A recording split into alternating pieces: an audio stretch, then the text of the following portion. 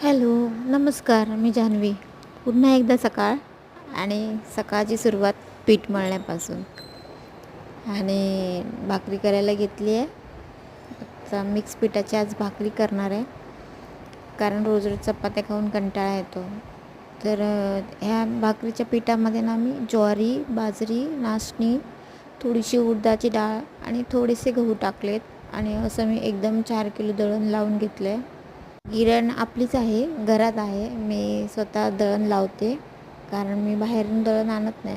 आपले स्वतःच्या चक्कीवर कसं आपल्याला हवं तसं बारीक छान मऊसूत.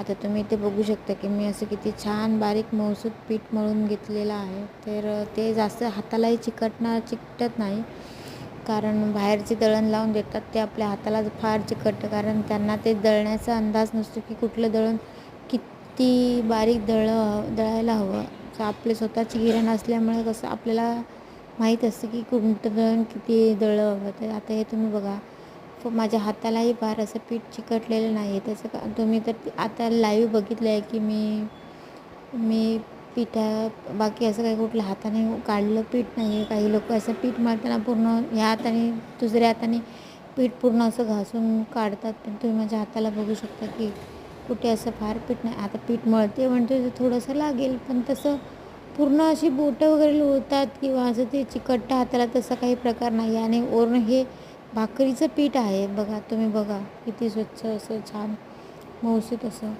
आपल्याकडे घरगुती पीठ पण मिळतं. तुम्हाला जर हवं असेल तर मला प्लीज कॉन्टॅक्ट करा किंवा मला कमेंटमध्ये सांगा. मी तुम्हाला त्याचे डिटेल्स पाठवेन. बाय.